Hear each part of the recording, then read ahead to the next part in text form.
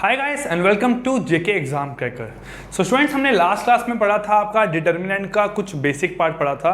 हमने पढ़ा था डिटर्मिनेंट क्या होते हैं, आपका को फैक्टर क्या होते हैं और माइनर्स क्या होते हैं। अब नेक्स्ट पार्ट यहाँ पे आता है प्रॉपर्टीज ऑफ डिटर्मिनेंट्स। क्या आता है यहाँ पे? Properties of determinant. मैंने यहाँ पे 7 प्रॉपर्टीज आपकी बोर्ड पे लिखी है।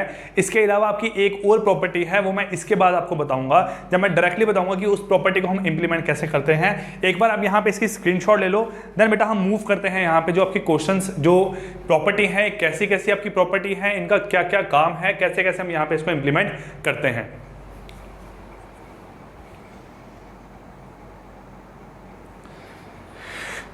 ठीक है, सो आई होप गाइज आपने यहाँ पे इसका स्क्रीनशॉट ले लिया होगा। चलिए मूव करते हैं यहाँ प्रॉपर्टीज पे। फर्स्ट प्रॉपर्टी क्या है? बोला गया the value of a determinant remain unchange if its rows and columns are interchange. अगर मैं इनकी रोज और कॉलम को इंटरचेंज करता हूं तो उसको इंटरचेंज करने से क्या होगा, जो इसकी वैल्यू है डिटर्मिनेंट की वो आपकी सेम ही निकल के आएगी। कैसे? सपोज करो कोई एक आपकी मैट्रिक्स है इस फॉर्म में, ठीक है, ये आपकी मैट्रिक्स है यहाँ बेटा ए B C D E F G H और आई, ये आपकी मैट्रिक्स है। ठीक है, अगर आप इसका क्या निकालते हो, अगर आप इसका डिटर्मिनेंट यहां निकालते हो, सपोज करो ये आपकी मैट्रिक्स है, इसका नाम है ए। क्या नाम है इस मैट्रिक्स का? ए। अगर हम इसका डिटर्मिनेंट फाइंड करते हैं तो हम लेके चलते हैं कि लेट करो इसका डिटर्मिनेंट यहां पे आ रहा है सी, जिसका फाइनल वैल्यू आई वो आपकी यहाँ पे क्या निकल के आई, हम सी नहीं, यहाँ पे इसका फाइनल वैल्यू कुछ लेते हैं आपकी 4। अब क्या होगा, अगर मैं इसकी रोज और कॉलम को आपस में इंटरचेंज कर दूंगा तो मतलब जो अभी रोज थी वो कॉलम बन जाएंगी, जो कॉलम थी वो आपकी यहाँ पे क्या बन जाएगी, रोज। तो इसका मतलब मैं यहाँ बोल सकता हूँ क्या है, ए का ट्रांसपोज कर दूंगा, ए का यहाँ पे करूंगा आपका ट्रांसपोज कर दूंगा। मतलब जो आपकी आइडेंटिटी यहाँ पे फोर्थ लिखी गई है और जो फर्स्ट लिखी गई है दोनों आपकी यहाँ पे सेम है।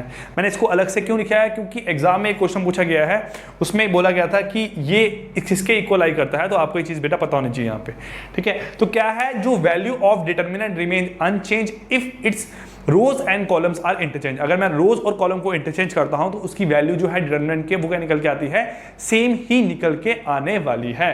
तो इसका ट्रांसपोज क्या बनेगा, A transpose is equal to A B C D E F G H और आई, ये बनेगा इसका यहाँ से आपका ट्रांसपोज।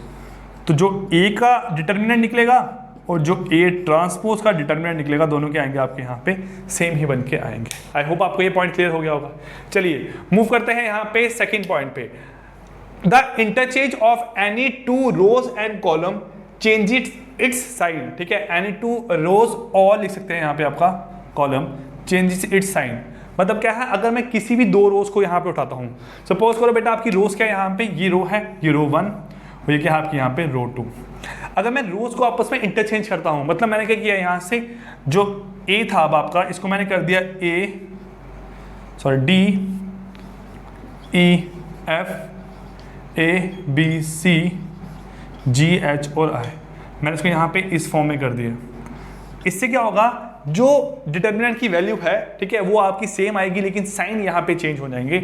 मतलब आप यहाँ पे माइनस का साइन लगा सकते हो, जो इसका फाइनल आंसर निकल के आएगा। इसको इस फॉर्म में मत लिखो, यहाँ पे इसको इससे लिखो ए, जो आंसर आएगा डिटर्मिनेंट का, यहाँ पे ए डिटर्मिनेंट आंसर आ था, यहाँ आंसर आएगा आपका माइनस ऑफ ए डिटर्मिनेंट। मतलब अगर मैं किसी भी दो रोज को उठाता हूँ उसको चेंज करता हूँ, दो कॉलम को उठाता हूँ उसको चेंज करता हूँ, तो जो डिटर्मिनेंट की वैल्यू है वो आपका साइन चेंज हो जाएंगे। अगर पहले माइनस था तो अब आपका प्लस आएगा, अगर पहले प्लस था तो अब आपका यहाँ पे क्या आएगा, माइनस आएगा। आई होप ये चीज आपको यहाँ पे क्लियर होगी। चलिए मूव करते हैं थर्ड पे। बोला गया if each element of a row और कॉलम इज 0। अगर किसी भी एक पर्टिकुलर रो के सारे एलिमेंट 0 होंगे, जहां सारे कॉलम के जो आपके एलिमेंट्स होंगे एक पर्टिकुलर कॉलम के वो क्या होंगे, 0 होंगे, तो जो डिटर्मिनेंट है वो उसकी वैल्यू क्या निकल के आएगी, 0। कैसे? मतलब हम बोल सकते हैं अगर ए इस फॉर्म में लाइक कर रहा है 0 0 0 1 4 3 5 6 और 1, इस फॉर्म में आपका कोई वैल्यू है, अगर आप इसका डिटर्मिनेंट यहाँ निकालोगे वो कितना निकल के आने वाला है, 0 ही निकल के आने वाला है। ये क्या है आपकी थर्ड आइडेंटिटी। ठीक है, उसके अलावा यहाँ फोर्थ क्या है, ये आपका सेम था फर्स्ट की तरह। नेक्स्ट बोला गया इफ एनी टू रोज और column of A square matrix is identical. ठीक है, अगर किसी भी एक पर्टिकुलर रो और कॉलम, ठीक है, एक मैट्रिक्स का वो क्या है, आइडेंटिकल है। आइडेंटिकल का मतलब क्या हुआ कि इस फॉर्म में लाइक कर रहा है 1 2 3 1 2 3 4 5 और 6, ये आपकी एक मैट्रिक्स है। अगर किसी भी मैट्रिक्स के एक पर्टिकुलर रो या फिर एक पर्टिकुलर कॉलम क्या होंगे, आइडेंटिकल होंगे, जैसे ये वाले और ये वाली रो के एलिमेंट क्या है, सेम है, तो इसका मतलब जो इसका डिटर्मिनेंट है वो कितना निकल के आएगा, 0। वो उस मैट्रिक्स का जो डिटर्मिनेंट है बेटा वो कितना निकल के आने वाला है, 0 निकल के आने वाला है। ये पॉइंट आपको यहाँ पे क्लियर हो गया होगा। चलिए मूव करते हैं आपका यहाँ 6th पे। बोला गया if A and B square matrix of same order, कि ए और बी क्या है आपकी स्क्वायर मैट्रिक्स है सेम ऑर्डर की, देन ए बी का जो अगर हम ए और बी को आपस में मल्टीप्लाई करेंगे, देखो पहले ए क्या है आपकी मैट्रिक्स है, ए क्या है आपकी यहाँ पे एक मैट्रिक्स है, और जो बी है वो भी क्या है आपकी मैट्रिक्स है। अगर दोनों को मल्टीप्लाई करूंगा तो बन जाएगा ए बी।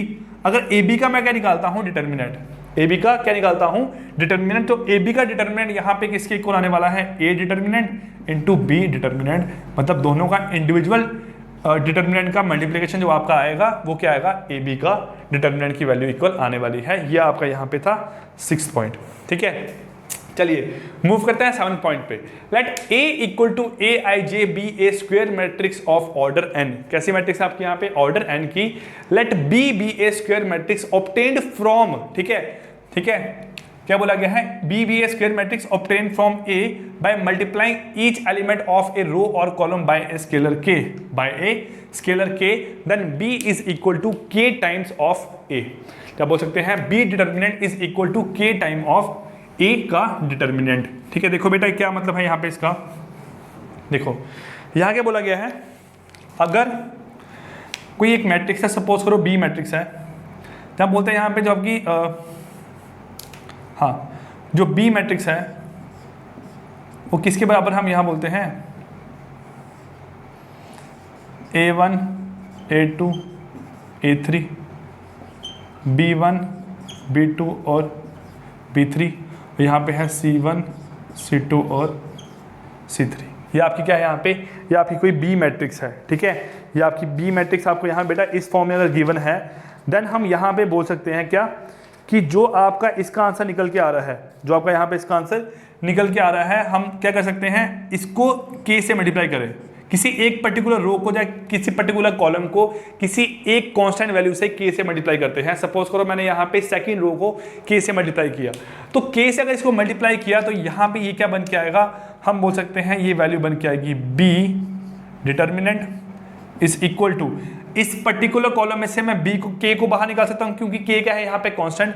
तो हम देखो डिटर्मिनेंट में हम K को, जहाँ किसी भी कांस्टेंट को सपोज करो पहली रो में पहले कॉलम में कोई एक वैल्यू क्या आ रही है, हर में रिपीट हो रही है, तो उस कांस्टेंट को हम बाहर निकाल सकते हैं वहां से।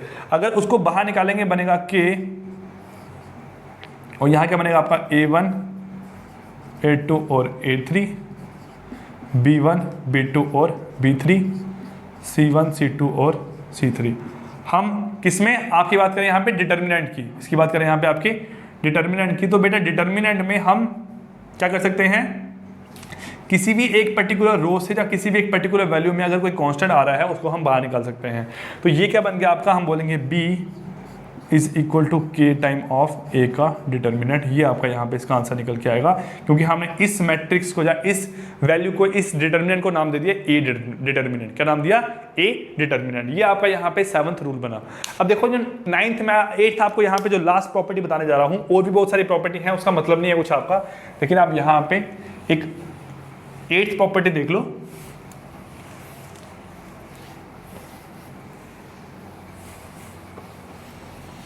देखो बेटा क्या है, सपोज करो कोई मैट्रिक्स है जो कि ए मैट्रिक्स है, ए डिटर्मिनेंट है वो किसके बराबर है, यहाँ पे हम लिख सकते हैं A1 A2 और A3।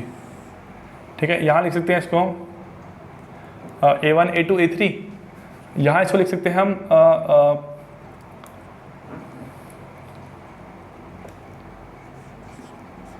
B1 plus B4 B2 plus B5 B3 plus B6। ये आपकी यहाँ पे क्या है, सेकेंड रो, और थर्ड रो है यहाँ पे C1 C2 और C3। ये आपकी सपोज करो बेटा यहाँ पे 3 रो गिवन है। ठीक है, और इसको हम एक फॉर्म में रिप्रेजेंट कर सकते हैं, वो फॉर्म क्या है? देखो 8th रूल है आपका यहाँ से। 8th रूल पहले आप यहाँ पे नोट करो आपका है क्या। 8th रूल यहाँ बोलता है कि if each element of a row और, ठीक है, if each element of a row और column of a determinant, if each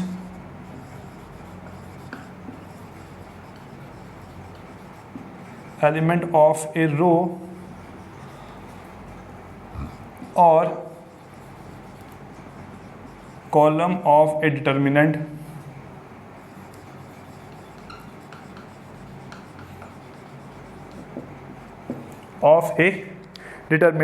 is expressed as a sum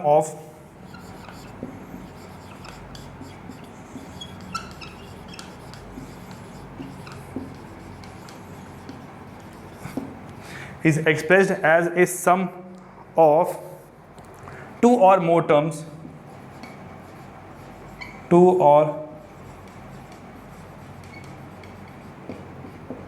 is expressed as a sum of two or more term। यहाँ पे ये दो term का आपका सम दिया हुआ है। then its determinant can be expressed as a sum of two determinant, then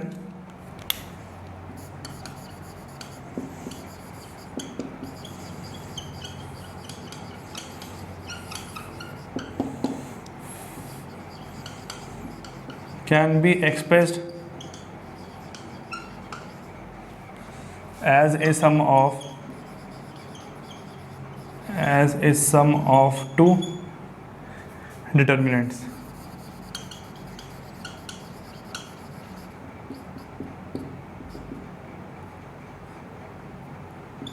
ठीक है, अब देखो यहाँ इसका मतलब क्या है। क्या मतलब है? हम इसको अलग अलग कर सकते हैं। कैसे अलग करेंगे? देखो बेटा, यहाँ से आपका हम इसको लिख सकते हैं यहाँ पे ए मैट्रिक्स जो है वो इक्वल टू है A1 A2 और A3, B1 B2 और B3, C1 C2 और C3। इसको यहाँ हम अलग कर सकते हैं। प्लस कैसे लिख सकते हैं यहाँ पे इसको लिख सकते हैं A1 A2 और A3, B4 B5 और B6, यहाँ पे C1 C2 और C3। तो हम इसको एक्सप्रेस कर सकते हैं as a sum of two determinant. मतलब यहाँ पे क्या नाम देंगे इसको? हम नाम देंगे यहाँ पे A determinant is equal to इसको नाम देंगे बी डिटर्मिनेंट, प्लस इसको नाम देंगे आप यहाँ पे सी डिटर्मिनेंट। तो इस फॉर्म में भी बेटा आप यहाँ पे रिप्रेजेंट कर सकते हो। ठीक है, आई होप आपको ये सारे के सारे जो प्रॉपर्टीज से आपको समझ आ गई होंगी, क्योंकि इन्हीं पे बेस हम क्वेश्चंस करेंगे जब आपके टॉपिक कंप्लीट हो जाएगा पूरा मैट्रिक्स एंड डिटर्मिनेंट का। और एग्जाम में ऐसे क्वेश्चन आए गए हैं, क्योंकि डिटर्मिनेंट जब आपको निकालने को बोला होगा तो लॉन्ग मेथड निकालने से बेटर है कि कुछ शॉर्ट ट्रिक्स वहाँ पे इंप्लीमेंट करो। चलिए बेटा, यहाँ पे क्वेश्चन देखते हैं आपके बेस ऑन दिस टॉपिक। ठीक है, देखिए यहाँ क्वेश्चन क्या है आपका। क्वेश्चन बोला गया है find the value of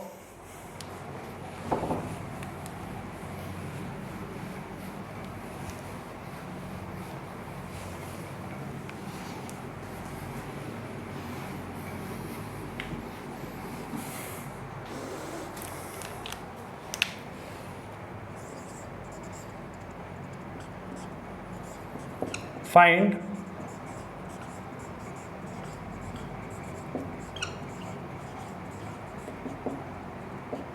the value of x plus y, y plus z और z plus x। देन बोलोगा यहाँ पे z, x और y। ठीक है, यहाँ पे है 1 1 और 1। इसका डिटर्मिनेंट निकालना है, इसके डिटर्मिनेंट की यहाँ वैल्यू निकालनी है। ऑप्शन है यहाँ पे a है आपका 1, b है आपका यहाँ पे 0 और c और d। c क्या है यहाँ से आपका x और d है आपका 2y z। ये आपके यहाँ 4 ऑप्शन गिवन है। अब देखो आपने यहाँ पे जब डिटर्मिनेंट निकालना है, हम क्या कर सकते हैं यहाँ पे रूल इम्प्लीमेंट। देखो ये हम बोल सकते हैं इवैल्यूएशन। ठीक है, जब बोल सकते हैं rules the steps to find the determinant of a matrix. ठीक है, लेकिन हम यहाँ पे क्वेश्चंस के थ्रू समझेंगे कि हम डिटर्मिनेंट निकालते हैं एक्चुअल में कैसा है। देखो ये वैल्यू गिवन है आपको यहाँ, आपको करना है यहाँ पे कुछ स्टेप्स फॉलो करने हैं जिसके थ्रू आप आंसर निकाल सकते हो। जैसे मैं यहाँ पे एक स्टेप फॉलो कर रहा हूँ, वो स्टेप क्या है, हम बोल लेंगे जो रो 1 है उसको मैं लिखूंगा as a sum of R1 plus R2। ठीक है, मैंने क्या यहाँ पे मैंने एक स्टेप फॉलो किया, वो स्टेप मैंने क्या किया कि जो रो 1 है उसमें रो 1 और रो 2 को ऐड कर दिया। जो आपका यहाँ से क्या है, रो 1 है उसमें रो 1 और रो 2 को मैंने आपस में ऐड कर दिया। तो एक स्टेप यहाँ पे करने का तरीका हुआ। अब यहाँ से क्या आएगा बेटा आपका, हम लिख सकते हैं यहाँ पे x plus Y plus Z, X plus Y plus Z, X plus Y plus Z. लेकिन जो आपकी रो 2 है वो तो वैसे ही रहेगी, है ना, और रो 3 को तो मैंने कुछ चेंज ही नहीं किया यहाँ पे, तो ये आपका यहाँ पे 1 1 1 ही रहा। समझ आया आपने? ये है steps to find the determinant of a matrix. तो यहाँ पे मैंने स्टेप क्या यूज किया कि रो 1 जो है उसको लिख सकता हूँ रो 1 प्लस रो 2। ठीक है, लिखा मैंने यहाँ पे। अब क्या हुआ यहाँ पे देखो, आप कुछ भी ऐड कर सकते हो, कुछ भी माइनस कर सकते हो, और आपका डिटर्मिनेंट निकल के जो आएगा वो सेम ही आने वाला है। अब देखो यहाँ क्या है, जब आपने यहाँ पे स्टेप फॉलो किया तो आपको एक चीज़ दिखाई दे रही है, जो बेटा जो आपका यहाँ पे फर्स्ट वाली रो है इसके सारे एलिमेंट क्या है, बराबर है, सारे एलिमेंट क्या है यहाँ पे सेम है। तो हम इसे लिख सकते हैं common take x plus Y plus z from row 1। तो यहाँ बनेगा x plus Y plus z, जब कॉमन आएगा पीछे बचेगा 1 1 और 1, ये आएगा z x और y, यहाँ पे आएगा 1 1 और 1। अब यहाँ क्या हुआ, आपको जो प्रॉपर्टीज पड़ी वो दिमाग में याद है। देखो अगर कोई भी दो रो या दो कॉलम क्या होंगे, सेम होंगे, तो उसका डिटर्मिनेंट क्या निकल के आएगा 0। देखो यहाँ पे ये वाली रो और ये वाली रो क्या है आपकी सेम, तो इसका डिटर्मिनेंट क्या निकल के आने वाला है 0। मतलब आंसर क्या आएगा यहाँ से option number B which is equal to 0। Answer क्या आएगा option number B which is equal to 0। I hope आपको ये चीज़ यहाँ समझ आ गई होगी। एक और क्वेश्चन करते हैं यहाँ पे, find the value of find the value of क्या है यहाँ से 1 1 और 1। ठीक है, आपकी वैल्यू है बी सी सी ए और ए बी, और थर्ड है a B plus c, B C plus a, और थर्ड है आपका c a plus b, c a plus b. इसका डिटर्मिनेंट आपको फाइंड करना है। ठीक है, ऑप्शन है यहाँ से आपके 0 1 1 0 2 ए बी सी, और डी है आपका यहाँ से क्या आपका 2। ये वैल्यू आपको यहाँ बेटा फाइंड करनी है। ठीक है, अब देखो ये सेम वैसा ही क्वेश्चन है, आपको कुछ क्या करना है हमने यहाँ पे, हम देखें अगर यहाँ पे इसको ओपन करेंगे तो क्या टर्म बन सकती है, हम यहाँ इसको लिख सकते हैं बेटा, क्या हम यहाँ से लिखेंगे 1 1 और 1, बी सी ए और ए बी, यहाँ लिखेंगे A B plus A C, B C plus A B और ए सी प्लस बी सी, यही वैल्यू लिखेंगे यहाँ पे सबको। अब यहाँ ये टर्म लिखने से क्या होगा, देखो आप अगर इंप्लीमेंट करो यहाँ पे क्या, ये आपकी क्या है, हम इसे लिख सकते हैं यहाँ पे कॉलम 1 कॉलम 2 और कॉलम 3।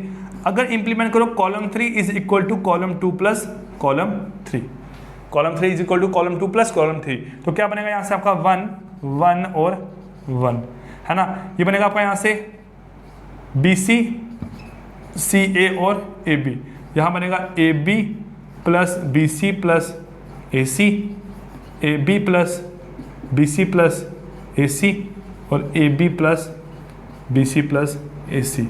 अब यहाँ क्या हुआ, इनमें भी यहाँ पे कॉमन क्या निकल के आ सकता है, इसमें कॉमन आएगी पूरी टर्म। मतलब यहाँ पे क्या रह जाएगा सिर्फ आपका 1 1 1, मतलब फर्स्ट कॉलम थर्ड में से ये कॉमन कॉलम, ये कॉमन आएगी आपकी यहाँ टर्म, तो बनेगी बेटा A B plus b C plus c a. लेकिन बीच में क्या बन जाएगा आपका पूरा वैल्यू यहाँ से 0, क्यों, क्योंकि ये एलिमेंट 1 1 1 है, ये भी आपके बन जाएंगे 1 1 1। तो दो यहाँ पे रो क्या है, सॉरी कॉलम क्या है, सेम। जब दो कॉलम आपकी सेम है तो इसका मतलब उसका डिटर्मिनेंट क्या निकल के आएगा 0, तो आपकी ओवरऑल वैल्यू यहाँ पे क्या निकल के आएगी 0। आई होप ये दो क्वेश्चन से कुछ आपको कंसेप्ट क्लियर हुआ होगा दिमाग में कि हमने कैसे डिटर्मिनेंट को फाइंड करना है। नेक्स्ट क्लास में बेटा हम पढ़ने वाले हैं आपका एडजॉइंट निकालने वाले हैं और इनवर्स ऑफ ए मैट्रिक्स पढ़ने वाले हैं। तो जो क्वेश्चन रहेंगे कुछ आपके जो एग्जाम में क्वेश्चन आए गए हैं, और हम लास्ट आपको पता है कि हर एक चैप्टर के खत्म होने के बाद हम 20 क्वेश्चंस करते हैं हर टॉपिक के, ठीक है, हर चैप्टर के खत्म होने के बाद हम उसके 20 क्वेश्चन करते हैं जो एग्जाम में पूछे गए हैं, या वैसे ही कुछ जो एग्जाम में आपके आने वाले हैं। सो गाइज आपकी क्लास खत्म करते हैं आज की, मिलते हैं नेक्स्ट क्लास में, तब तक के लिए take care, goodbye, thank you.